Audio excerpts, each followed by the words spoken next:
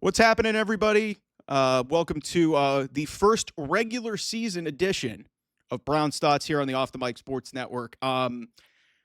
So I've had a while to think about this, ran out and about, I wanted to sit on this and, I didn't want to just, drown out the feed, wanted to see the rest of the NFL play out on Sunday.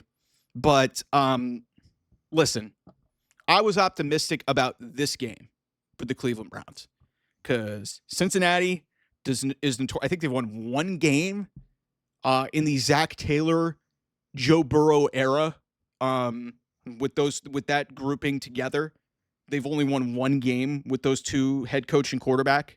I think it's in the first 2 weeks actually, and so it looked promising because even after giving up the first drive of the game where the Bengals went right down the field and scored. This Browns defense was unbelievable in this game. And I knew that was going to be the strength of this team. The offense, you're starting 40-year-old Joe Flacco. Your wide receiver groupings are not great. Quinshad Judkins, your second round pick, just signs yesterday. And, he doesn't play. Really the running game was non-existent in this game. They only ran for a total of 49 yards. It was not a pretty game rushing the football. That being said, they still outrushed the Bengals.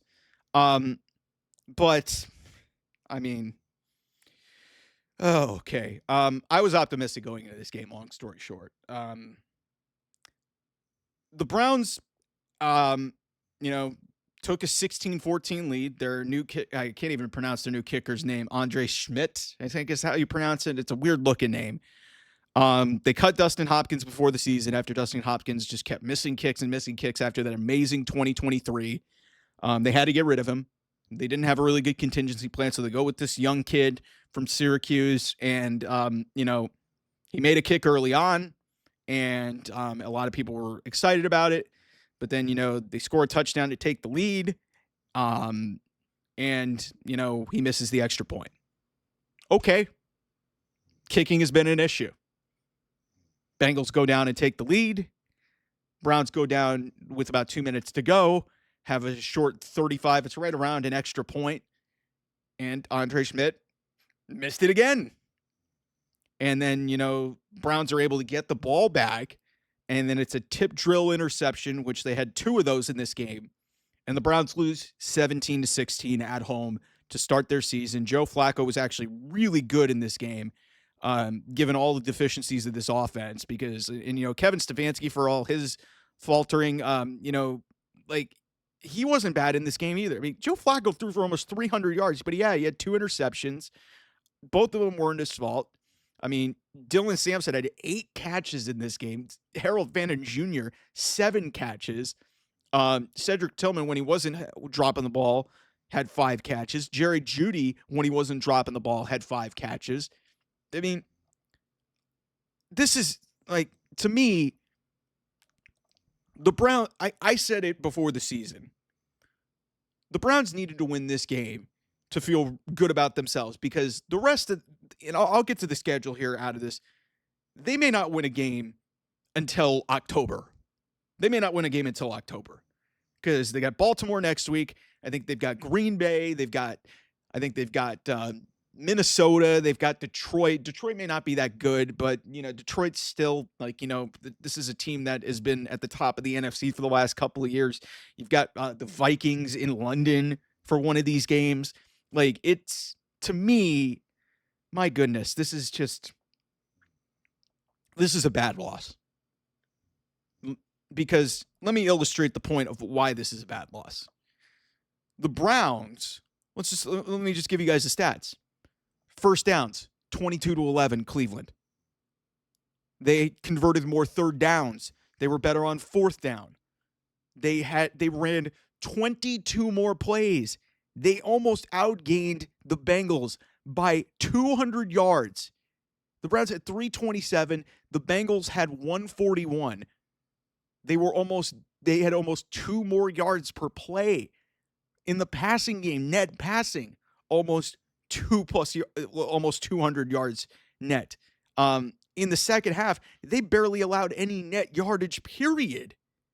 They surrendered 141 yards of total offense to a Bengals offense that has Joe Burrow, Jamar Chase, Chase Brown, whoever, Noah Fant, like all these, the Bengals are a talented football team.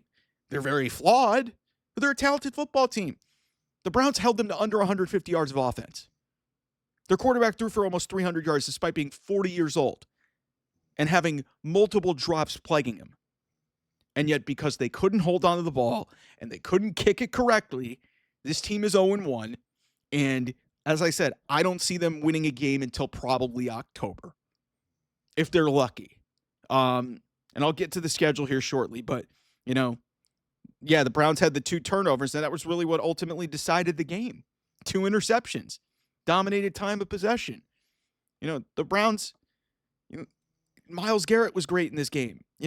Carson Schlesinger was great in this game. Dylan Sampson looked good. Harold Fannin looked good.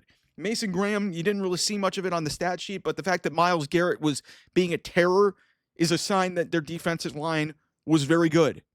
And the fact that they only surrendered 141 yards of total offense to a Bengals team with the guys that I told you about is really unbelievable. The fact they didn't win this game is amazing. Listen, it was going to be an uphill climb for them to beat the Bengals, but it was like the opening game. The Bengals notoriously are not very good. This is a bad loss. This is a very bad loss for the Cleveland Browns, and I'll illustrate it why here in a second. So, if you look at this schedule going forward, next week they're at Baltimore. The week after that, they welcome in the Green Bay Packers. After that, they go to Detroit on my birthday, on my 36th birthday. Then they go to London to take on Minnesota on October 5th. October the 12th, they're at Pittsburgh.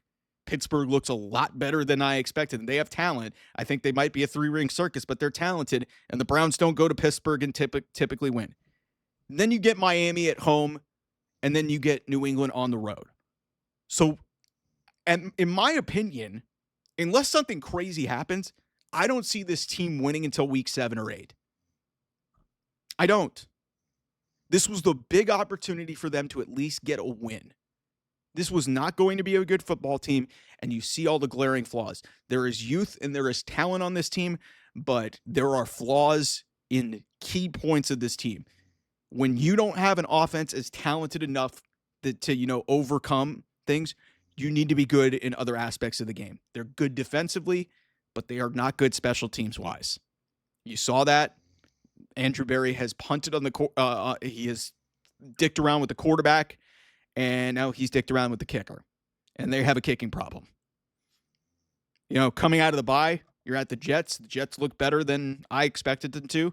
Baltimore, Raiders look good. 49ers are Tennessee, you could potentially beat them. You're at Chicago. Buffalo, good luck against them. That's maybe the best team in the league. And then you've got Pittsburgh, and then you're at Cincinnati to close the season. I maybe see you're going to be lucky to get the 5 wins. You're going to be lucky to get the 5 wins, man. This was a bad and deflating loss for this Cleveland Browns team. That being said, I wasn't very optimistic going into the season, but there was things that I liked in what I saw. And when you look at that box score, only the Cleveland Browns would find a way to lose that game. You almost outgained your opponent. That is, in my eyes, a superior opponent. You outgained them by 200 yards. You really just control the game, run 20 plus more plays. You run your 2 plus yards more per play. It's just, how do you lose that game? Your quarterback throws for almost 300 yards. All you did was drop the ball and give it to the other team and miss kicks. And they basically, the turnovers turned this game. And then Andre Schmidt, the new kicker, left 4 points on the board. Left 4 points on the field. You cannot have that happen. Bad way to start what's going to be a bad season for the Cleveland Browns. So that's my take on that. Anyway, thanks so much for watching. I'll see you guys soon. Bye-bye.